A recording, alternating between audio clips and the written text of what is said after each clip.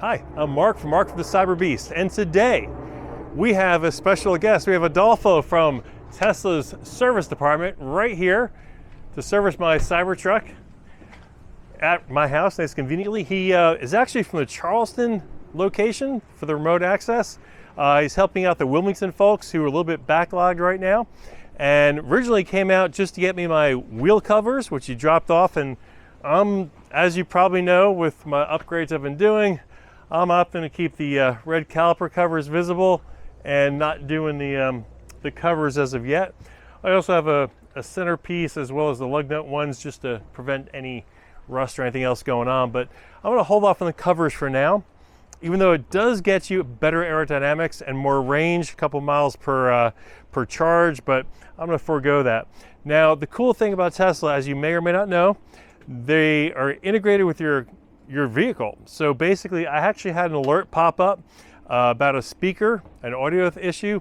Everything seemed to be working fine for me. I didn't see anything wrong, but he ran some tests and he said, hey, you know, probably your reverse ding is not working, which is an audible for the people walking around outside, as well as for me knowing if someone's behind me. So I wasn't aware of that. I saw the message on the screen, but everything seemed like it was fine. It seemed like it correlated with the install of my Test Studio dash cam, and they were aware of that, and they're working on a solution for that. But also may have had an issue independently, or maybe because of it, I'm not sure yet, of the speaker. So we're looking at accessing that and doing it. He's there now behind the vehicle, doing his best to see if he can get in there without having to take the entire bumper off. So we're going to talk to him in just a minute. He's busy working it. I don't want to disturb him. As soon as he's done, though, because he got here pretty quick, I need to wash this thing. You see how dirty this thing is? Oh my God. Don't forget, we're also doing the mirror polish. As I'm filming this, it's Friday.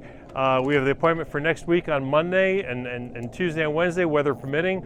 But anyway, we're going to be doing that, doing a lot of filming on that, and we're going to discuss a little bit of the on-site diagnostic and testing that he's doing. FYI, for those of you who've never had at-home Tesla service, and we've had it several times, they actually don't need to let you know. It's totally contactless, right? They have access to open up your vehicle, and they also can get in there and put it in the diagnostic mode. You'll see, hopefully, the red triangle on the screen behind me. I'm going to bring you in real close now. We've got a red triangle around the outside of the screen. That lets you know it's in service mode. In fact, I'm going to go right in tight. So here he is servicing it and doing his thing. So he was here for a few minutes before I realized he was, and got right down to it.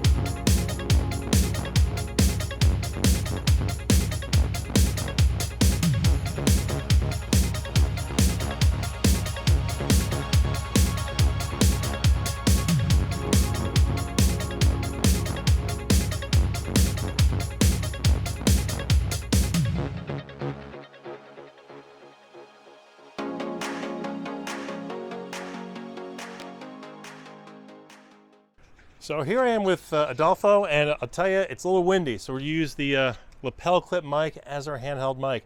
Anyway, we just finished the service here. Adolfo, you want to tell us about what we found and what you did? So today we definitely did a pedestrian speaker.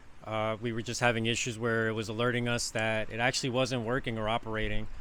Customer here didn't even realize that it hadn't been making any sound as the way it's supposed to be designed. So we definitely came in out just to give it a check. And the bumper, it asked us to do quite some intrusive work to the vehicle, but we definitely try to work around it, make it as quick as possible while making it definitely convenient for the tech itself. We were able to replace it, gave it a good old power off, gave it some good old software like most Tesla services required. And once we got it, we had a customer go in and drive it up, forward, backwards, and we were able to actually hear something we didn't hear before. So definitely the pedestrian speaker did require to be replaced, and we were able to get that going for him.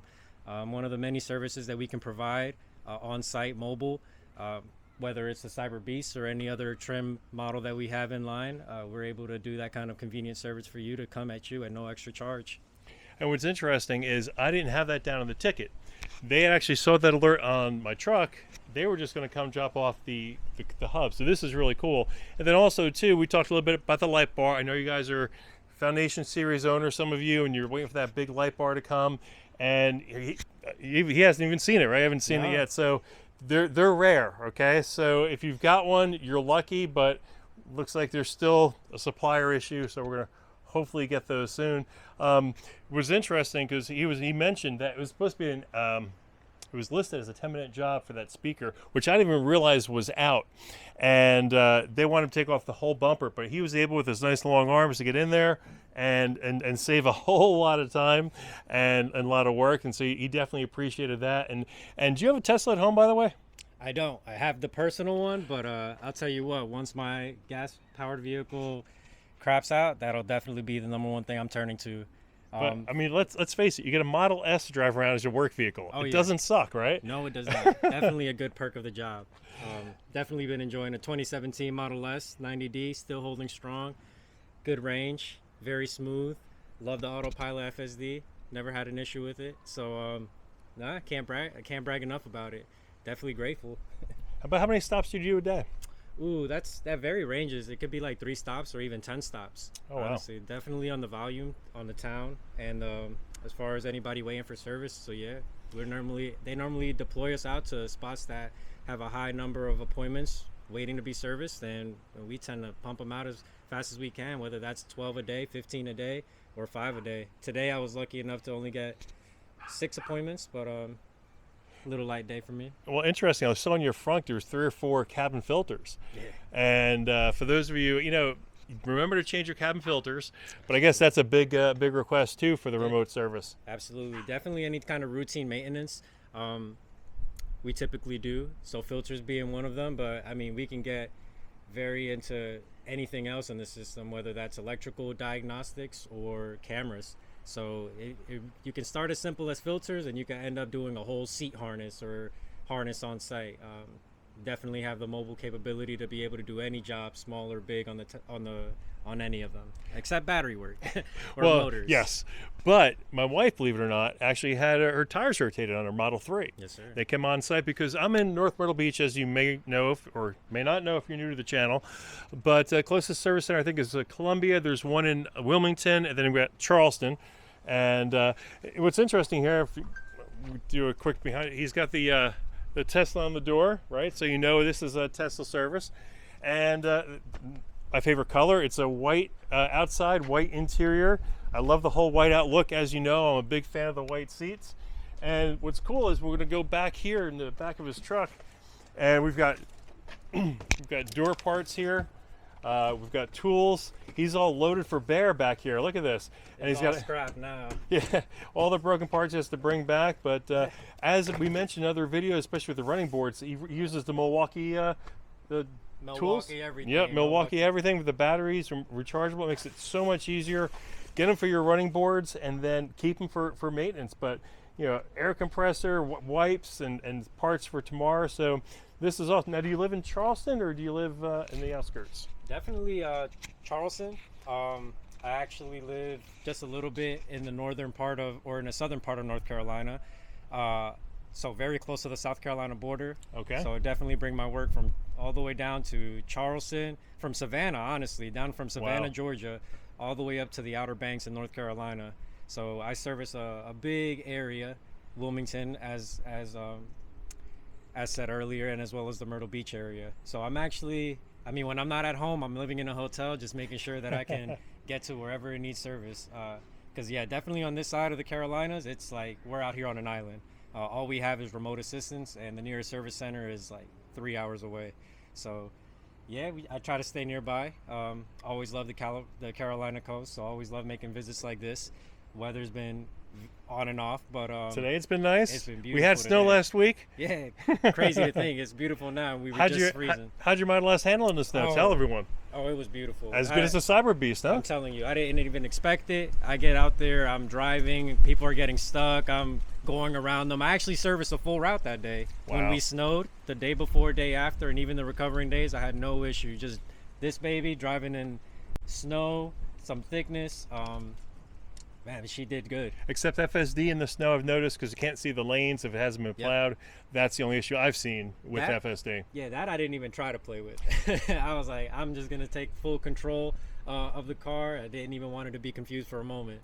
I'm sure she would have taken care of me, but yeah, I trusted myself a little bit more when it came to that. I use FSD literally all the time. In fact, I almost forget how to drive the thing sometimes. Oh, yeah. But there's random times where if I'm driving, I want to go a little fast, I go in manual mode, make sure it's in beast mode. Yes, sir. And do my launches. Well, Adolfo, I really appreciate you coming out here today and taking care of this for me. I'm going to hold this right here and do a little handshake. Thank you so much. Pleasure meeting you, sir. And I appreciate you guys coming by today. And we are going to have another great episode next week. We're going to do the mirror polish. It's going to be awesome. He was asking me all kinds of questions on the mirror polish. Also, I think I've got a new subscriber here. So thanks for visiting Mark of the Cyberbeast. Remember, hit like, comment, subscribe, and we'll see you again tomorrow.